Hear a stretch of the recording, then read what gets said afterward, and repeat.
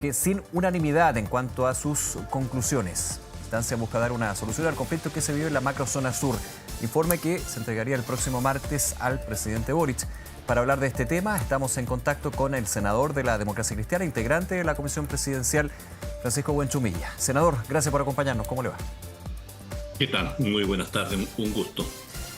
¿Cómo evalúa usted lo que fue el trabajo de la comisión? Nos tocó conversar algunas veces al respecto y ya en su etapa definitiva, en el acuerdo y en el informe que será entregado al presidente de la República la próxima semana. Trabajamos casi 2 años, éramos 8 comisionados, acuérdate que estábamos como simples ciudadanos, fue un trabajo de honor por la responsabilidad en un tema tan importante para el sur y para Chile, y después de un proceso difícil por la complejidad del tema, al final terminamos nuestro cometido antenoche en una sesión que se alargó muchísimo todo el día, porque hasta el final estuvimos afinando los últimos detalles. Pero bien, hicimos un buen trabajo en el juicio.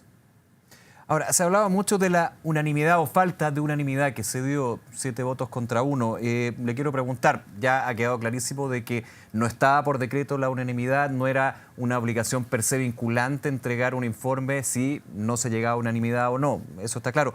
Pero muchos han dicho que le quita de alguna manera peso para lo que puedan hacer las discusiones con las recomendaciones que se hagan. Usted me imagino que está en desacuerdo. ¿Por qué estaría en desacuerdo con esa frase o con esa afirmación?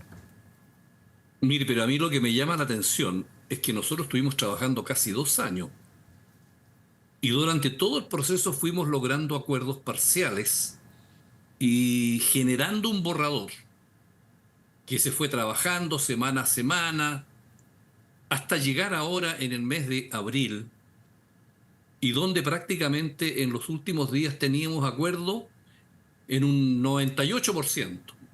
Seguimos avanzando y casi en el mismo día, el 30, quedaba 1 o 2 puntos en desacuerdo.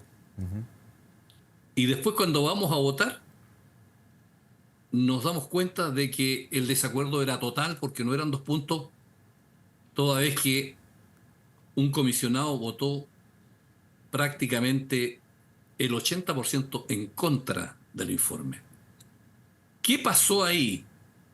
¿Cómo estábamos casi a punto, horas antes, para que al momento de la votación se votara prácticamente todo en contra? Ahora votamos, pero no se dio ninguna razón, no se dieron argumentos, no se dijo por qué se votaba en contra, no se dijo por qué se produjo el cambio. ¿Cómo fue que casi teníamos todo listo y a los minutos siguientes se vota todo en contra?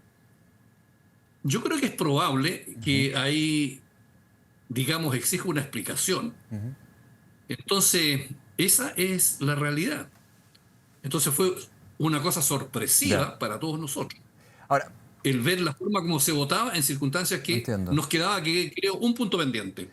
Claro, a ver, el voto en contra es del comisionado Sebastián Nabel-Yan, ¿ya? Y me atengo a lo que se ha sabido en las últimas horas. En entrevista a La Tercera, el comisionado dice y apunta a 240.000 hectáreas, que entiendo, usted ha dicho, no es una cifra efectiva porque no está, digamos, vamos a eso, pero inmediatamente apunta a que se genere una obligación del Estado a la restitución de un cierto número de tierras. Si no se cumple con esa obligación, que estaría dentro de las recomendaciones del informe, se abre la puerta a demandas y reclamaciones internacionales y terminaría perpetuando el conflicto, más que solucionando.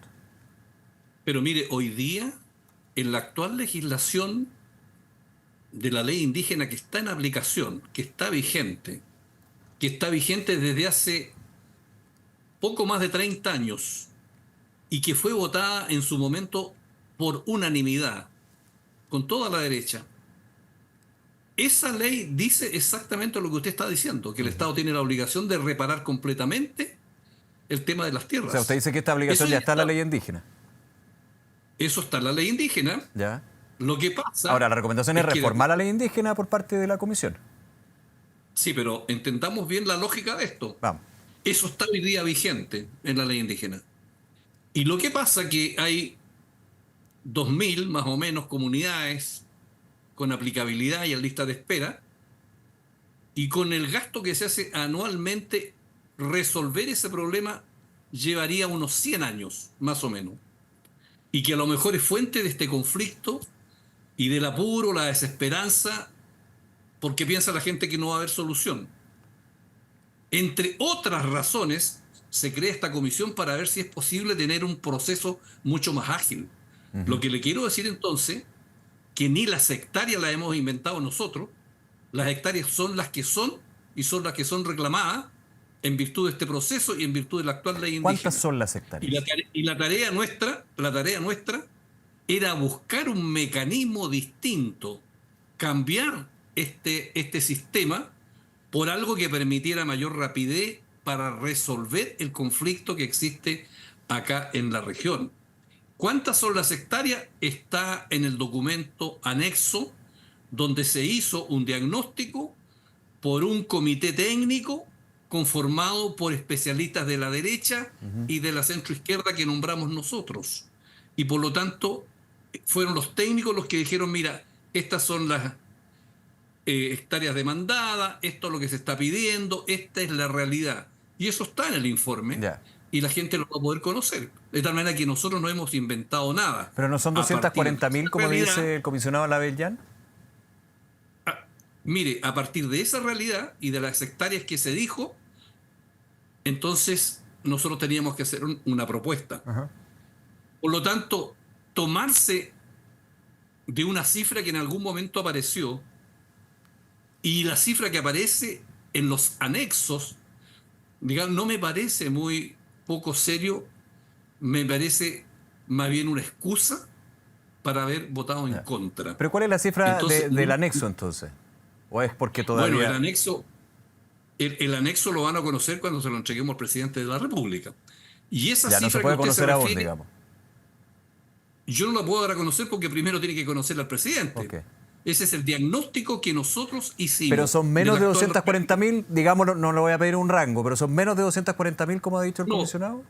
Es que yo no voy a dar a conocer nada que contenga el informe porque eso sería una falta de respeto al presidente que se enterara por la prensa del contenido del informe. Pero quiero decirle una cosa más.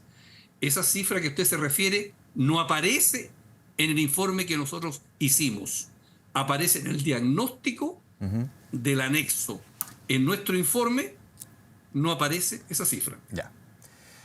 A ver, han habido varias declaraciones, de hecho hasta medidas. Por ejemplo, una de las integrantes, la senadora Aravena, que renuncia al Partido Republicano, señalando de que se le estaba denostando su labor profesional y por sobre todo porque siempre estuvo en contra del acuerdo que ella votó a favor, que obviamente genera una división importante entre su labor y el partido. Pero también desde candidaturas presidenciales, vamos por una, Evelyn Matei, es absolutamente imposible que haya ningún tipo de entendimiento si no hay reconocimiento explícito de que ha habido terrorismo.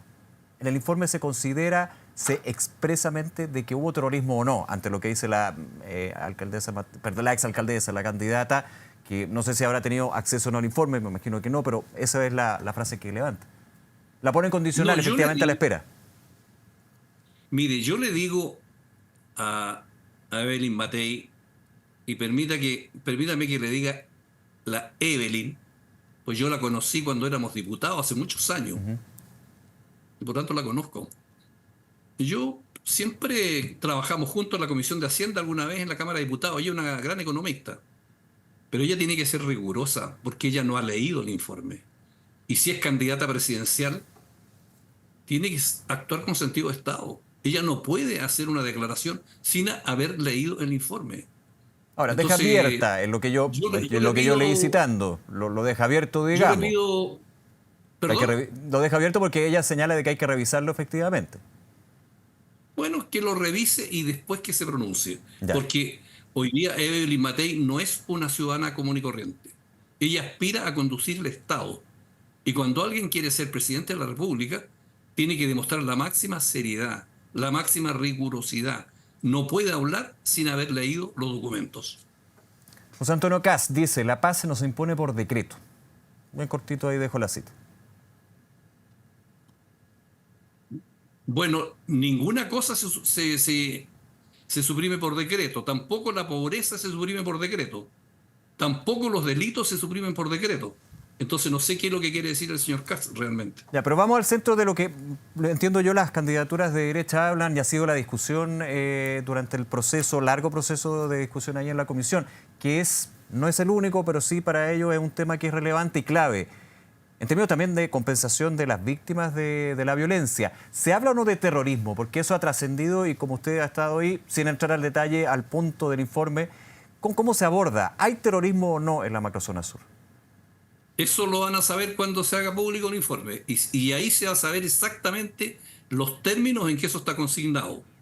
De tal manera que yo sé que usted me está entrevistando y periodista, estamos en un medio, entiendo perfectamente.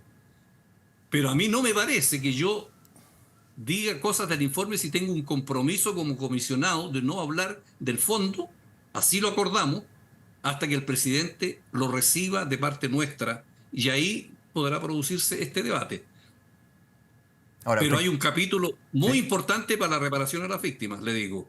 No un solo capítulo, varios, donde hablamos expresamente de la reparación a las víctimas y donde hay acuerdo expreso sobre la materia y siempre lo hubo de nuestra parte. Claro, porque también uno podría, y yo me voy a adelantar porque obviamente no he tenido acceso al informe evidentemente, si se da esa discusión y se profundiza esa discusión a nivel público político de si hay terrorismo o no, por lo menos, y siendo cartas sobre la mesa, en el actual gobierno, aunque muchos dicen costó, pero finalmente el gobierno habló de terrorismo y de hecho se ha aplicado la nueva ley antiterrorista. O sea, uno entendería de que en el trabajo de la comisión y en el acuerdo eso ya no debería ser un tabú, ¿no?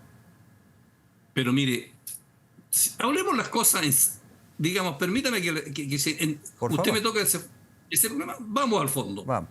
Mire, la ley antiterrorista en los últimos 15 años no se ha aplicado nunca y no ha habido ninguna sentencia sobre la materia. Ninguna.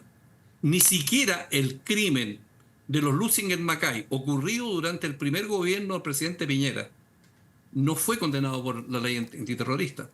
Esa ley antiterrorista fue modificada por el presidente Piñera en su gobierno el año 2010 y nunca se pudo aplicar porque se hizo una mala ley.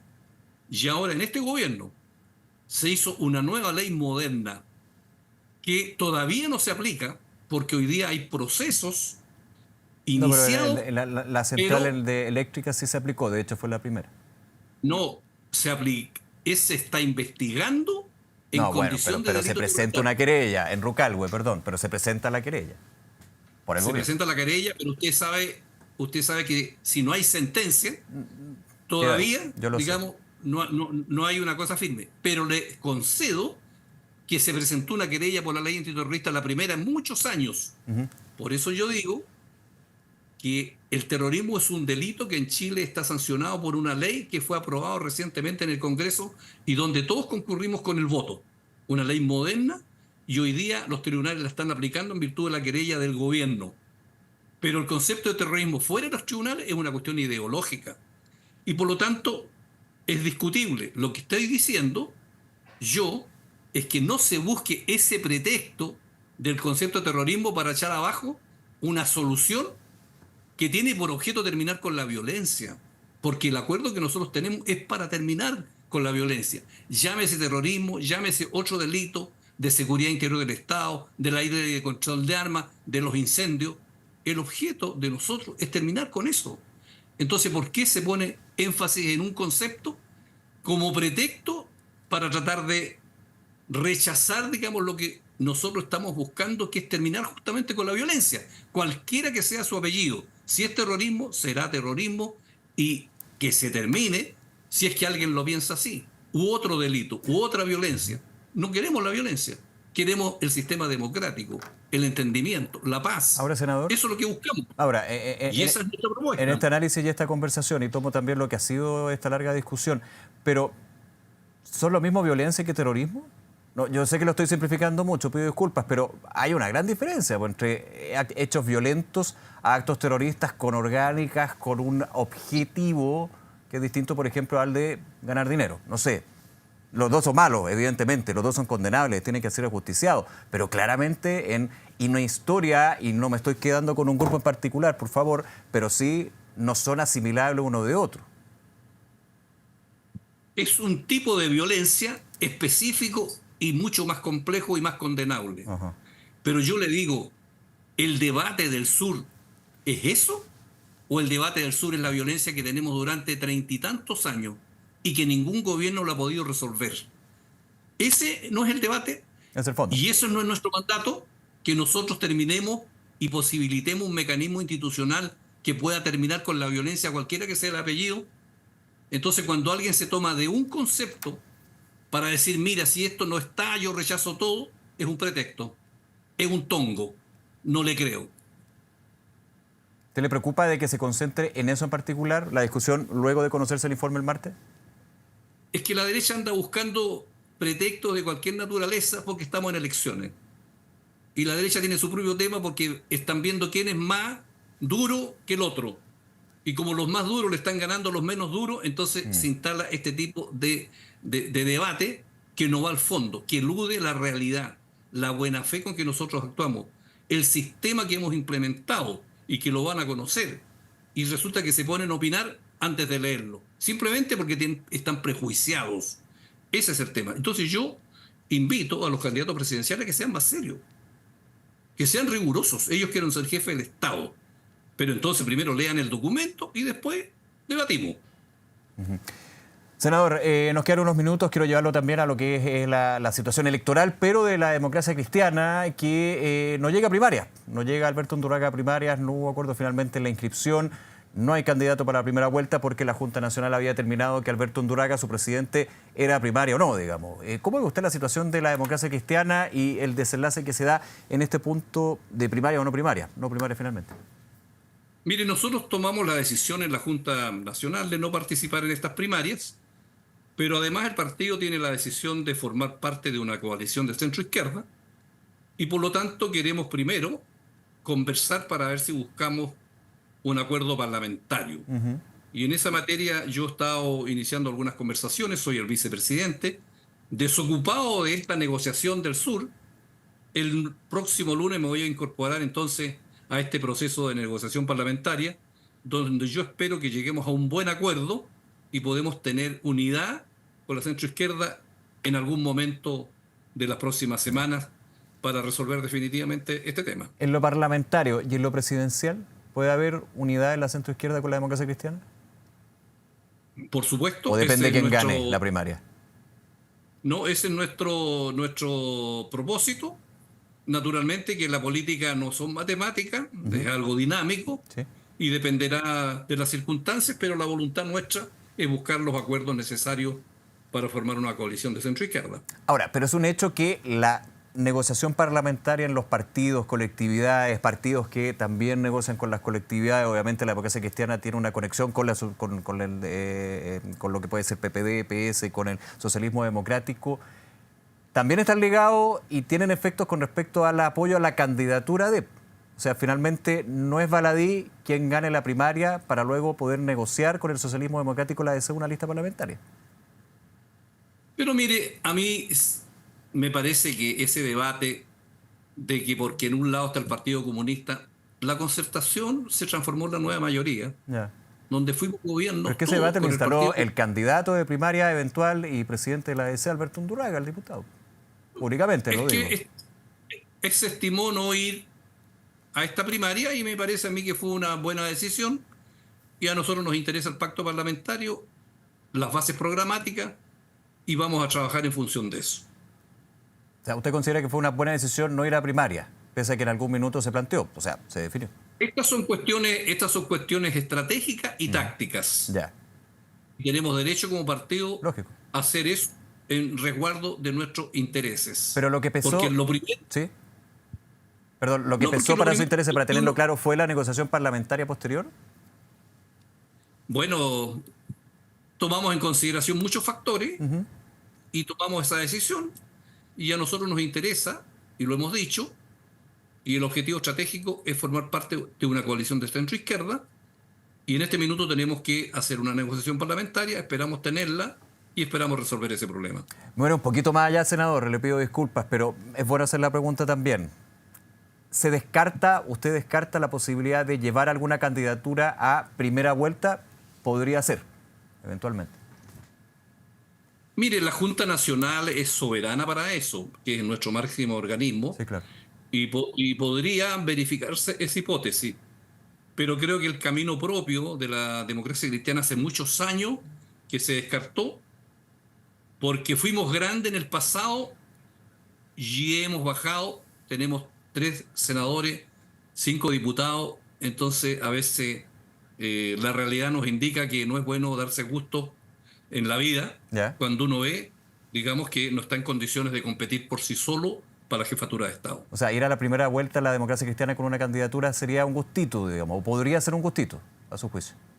Es la cruda realidad que nos ha pasado con las varias candidaturas presidenciales que hemos tenido en los años pasados.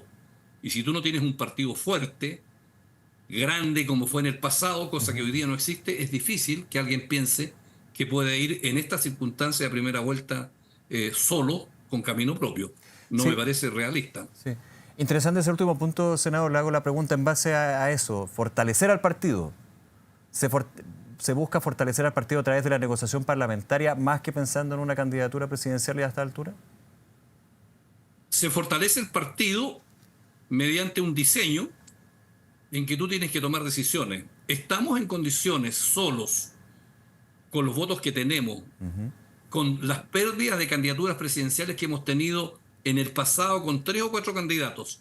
¿Estamos en condiciones de ir solo a una aventura? Yo digo no.